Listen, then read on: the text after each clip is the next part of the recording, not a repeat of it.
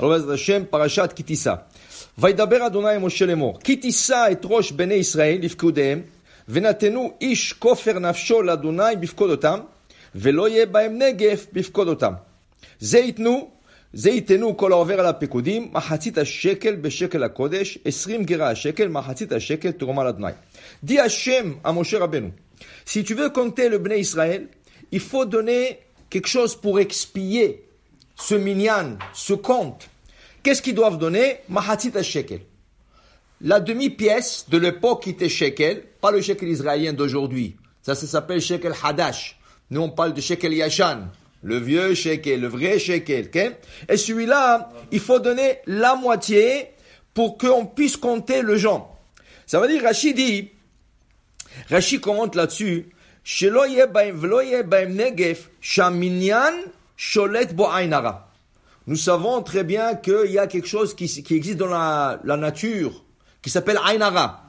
Quand tu comptes quelque chose, automatiquement, l'ayn hara, il vient. Alors, tu veux compter le genre, has v'shalom, tu peux faire des choses très graves, et on va lire maintenant dans les prophètes. Qu'est-ce qui est arrivé dans le temps ancien quand on comptait les gens? Alors, la Torah dit, si tu veux détourner ce problème, pour ne pas avoir ayn hara sur le genre, okay, tu dois donner mahatzit shekel. Okay, tu dois donner mahatzit shekel. Très bon. Est-ce que c'est rien que mahatzit shekel? Non. On trouve que Shaoul HaMelech, il voulait recenser son armée. Vaïfkedem ba Bazak. Qu'est-ce que c'est Bazak?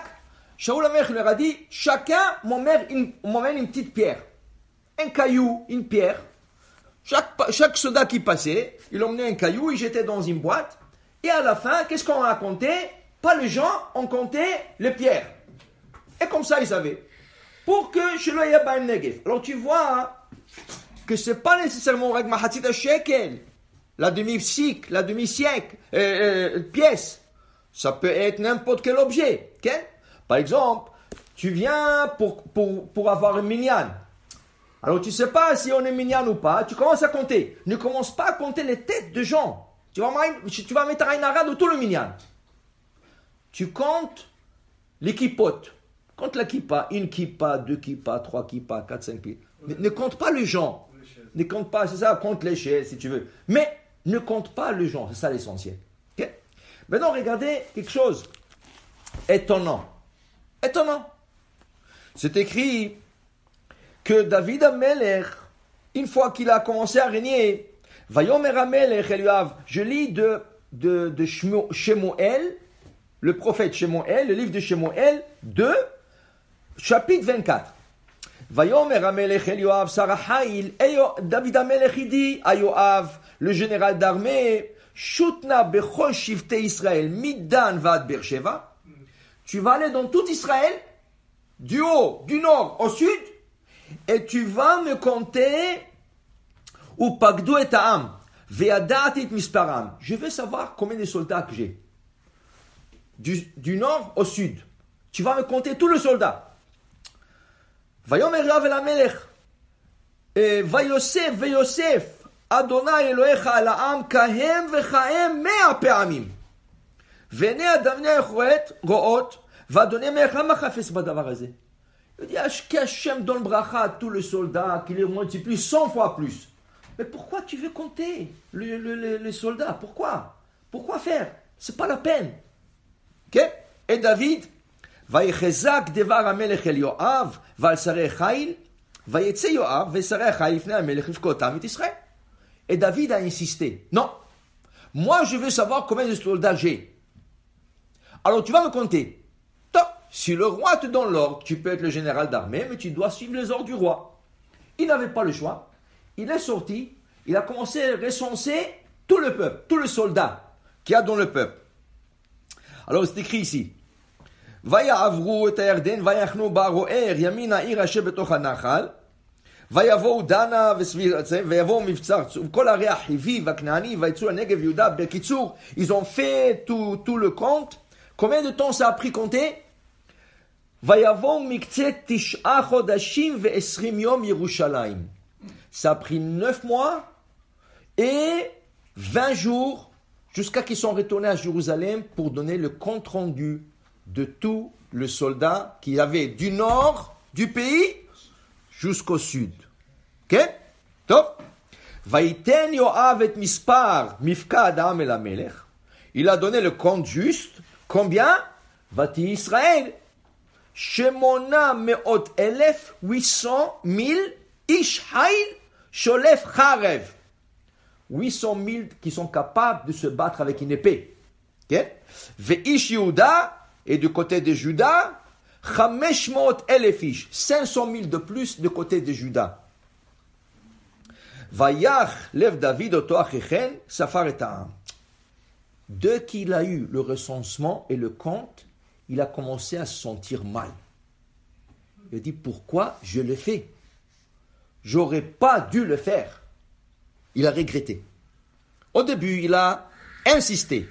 Et à la fin, il a regretté. Vayomer David el Adonai hatati meod asher asiti. David dit à Hachem, je fautais en faisant cela. Compter le peuple d'Israël. C'est pas bon. Vayakom David baboker. Udvar Adonai el Gad Navi. José David est mort. Et il se réveille le matin et déjà le prophète qui avait dans son royaume qui s'appelait Gad, il a eu une prophétie d'Hachem en disant à David, alors vedibarta el David, va dire à David, Koamar Hachem, shalosh anochi noten alecha. Je te donne le choix de 3 malheurs. Tu choisiras une de 3 malheurs. Quels sont les malheurs?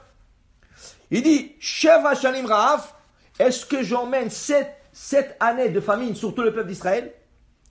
Il dit ici, Shalosh chodashim nusra lifnei tzarecha, ou 3 mois, où tes ennemis vont te poursuivre pendant 3 mois?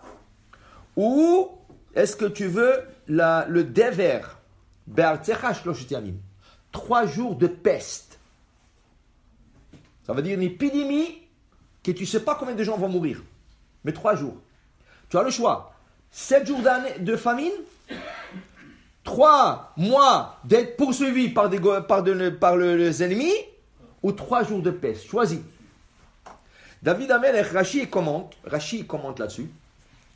David Amelech, il dit, si je veux choisir cette année de famine, qu'est-ce que les gens vont dire? Ah, bien sûr, parce que lui, c'est le roi, lui, il a de l'argent.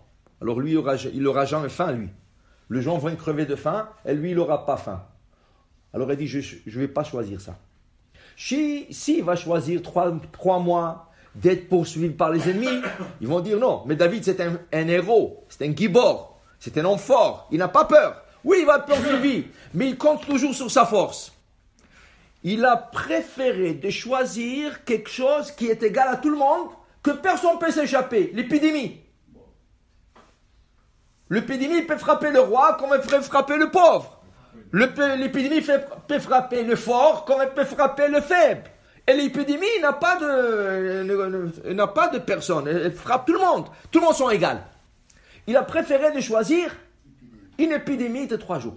Comme ça, David Amelech a choisi. C'est ça? Il dit ici, Tov, maintenant que tu as choisi, dit Hachem, c'est ton choix.